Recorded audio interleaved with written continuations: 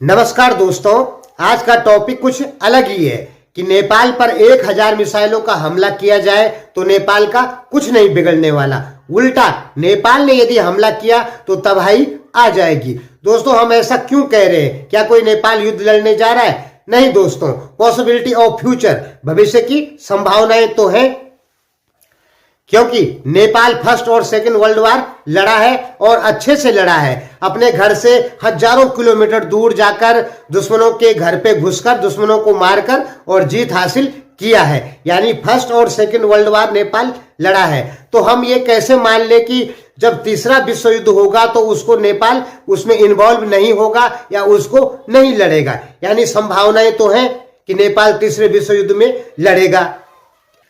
First second world war Nepal ने लड़ा, जीता।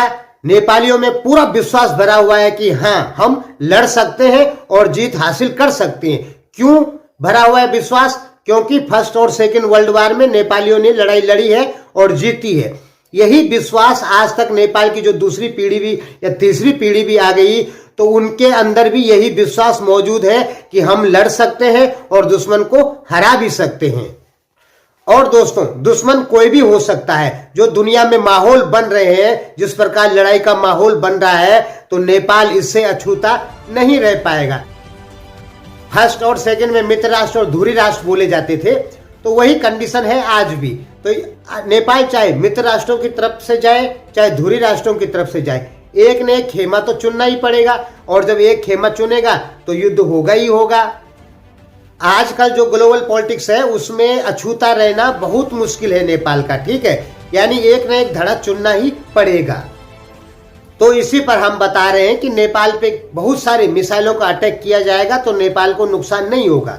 आपको पता है, जब सोवियत संघ था तो उसने मास्को को ऐसे बना रखा था कि 1000 मिसाइल अगर अमेरिका फेंक भी दे मास्को के ऊपर तो एक भी मिसाइल मास्को में नहीं फटने वाली। ऐसा बना रखा था सोवियत संघ ने मास्को को।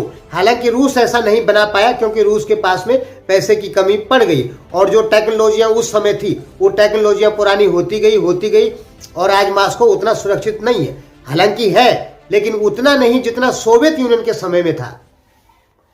लेकिन नेपाल पे 1000 मिसाइल डाल दिया जाए तो वहां जो मिसाइल डिफेंस सिस्टम है वो तो नहीं है, लेकिन वहां का जो भूगोल है वही उसका मिसाइल डिफेंस सिस्टम है। आप इस नक्शे को देखिए, ठीक है, अच्छे से देख लीजिए, चारों तरफ देख लीजिए, हर जगह पहाड़ी पहाड़ी है, छोटी छोटी पहाड़ियां हैं।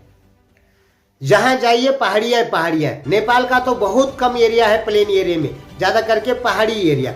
अब सोचो, इन पहाड़ों में आप क्या मिसाइल फेंकोगे? एक मिसाइल फेंकोगे वो 100 मीटर के रेंज में भुस हो जाएगी। मिसाइल को नुकसान करने के लिए खुला एरिया भी तो चाहिए।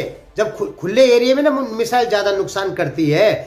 जब वो बंद कमरे में हम किसी पटाखे को फोड़ेंगे तो उसकी आवाज कम आएगी। उसी पटाखे को खुले क्षेत्र में छोड़ते हैं तो उसकी आवाज ज्यादा आएगी। सेम यही कंडीशन है। नेपाल के ये पहाड़ देख लो आप पूरे, एक भी मिसाइल यहाँ पे डलती है तो वो 100-150 मीटर से ज्यादा नुकसान नहीं करने वाली।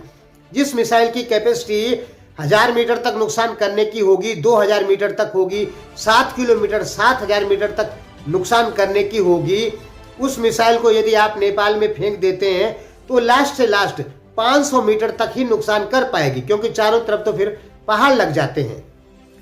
यानी नेपाल को नुकसान पहुंचाना हो तो हर 1 किलोमीटर एरिया पे एक मिसाइल फेंकनी होगी। तो ऐसे ऐसे करके कितनी मिसाइल लाएगा आदमी? कहां से लाएगा इतनी मिसाइल कि हर 1 किलोमीटर आधा किलोमीटर एरिया में, नेपाली एरिया में जो पहाड़ी क्षेत्र है वहां पर मिसाइलें फेंकनी पड़ी। इतनी मिसाइलें किसी के पास में नहीं, यहां तो लाखों मिसाइलें लग जाएगी तब।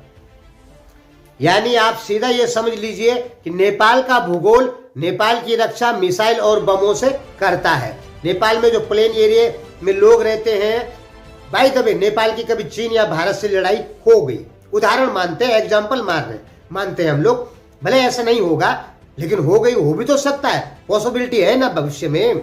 जैसे माहौल बन रहे हैं दुनिया के, तो किसी से भी लड़ाई हो सकती है। तो नेपाल पे जितने भी अटैक किए जाएंगे मिसाइलों को या बमों के, तो उतने सक्सेस नहीं होंगे क्योंकि चारों तरफ पहाड़ियां लगी हुई है और नेपाल अपनी जनता की रक्षा आराम से कर पाएगा। 95% जनता नेपाल अपनी बचा लेगा पहाड़ों में ले जाके। लेकिन भारत और चीन ऐसा नहीं कर सकते हैं। भारत और चीन अपनी करोड़ों अरबों की जो जनसंख्या है उसको पहाड़ों में नहीं ला सकते हैं, कोई चांस ही नहीं है। नेपाल ला सकता है अपनी जो प्लेन एरिया में 1 करोड़ समथिंग जो उसकी पॉपुलेशन है उसको ला सकता है पहाड़ों में और रख सकता है। तो मिसाइलों के जो अटैक हैं वो नेपाल के भूगोल के कारण इतने सफल नहीं है नेपाल में। अब इसके उल्टा नेपाल यदि अटैक करता है, अभी नेपाल के पास मिसाइलें नहीं है, लेकिन दोस्तों मिसाइलें खरीदना कोई बड़ी बात नहीं है, कोई भी खरीद सकता है, कोई दिक्कत वाली बात नहीं है। अगर नेपाल ने भी बड़ी बड़ी मिसाइलें खरीदी, एक से एक देश बैठे हैं बेचने के लिए जो बिल्कुल रेडी हो रखे हैं कि भाई पैसा दो और मिसाइलें लेके जाओ, फाइटर प्लेन लेके जाओ, एक से एक है दुनिया में, ठीक है।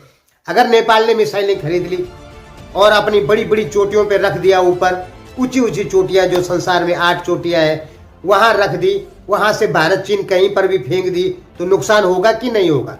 दबा के होगा, क्योंकि उसको तो प्लेन एरिया में फेंकनी है। तो नेपाल की जो जवाबी कार्रवाई होगी वो बहुत घातक होगी। नेपाल खरीद सकता है मिसाइल, हमने कल की एक वीडियो में बताया था, आप डिस्क्रिप्शन में है, आप देख लीजिएगा। तो फाइनल समझ लीजिए कि बहुत सारी मिसाइलों का अटैक भी नेपाल का नुकसान नहीं कर सकता है। उल्टा नेपाल यदि मिसाइल अटैक करता है, खरीद सकता है ना नेपाल, तो भारत चीन को बहुत भारी नुकसान पहुंचा सकता है। और नेपाल की लड़ाई भविष्य में अगर हो भी गई तो भारत या चीन से ही होगी। अब किससे होती है ये पता नहीं, वो उस समय का घटनाक्रम बताएगा कि नेपाल किस तरफ जा रहा है। अभी का जो घटनाक्रम है, अभी का घटनाक्रम नेपाल की भारत से ज्यादा लड़ाई होने की संभावनाएं हैं, ठीक है। लेकिन दोस्तों माहौल कुछ भी बन सकता है दुनिया में।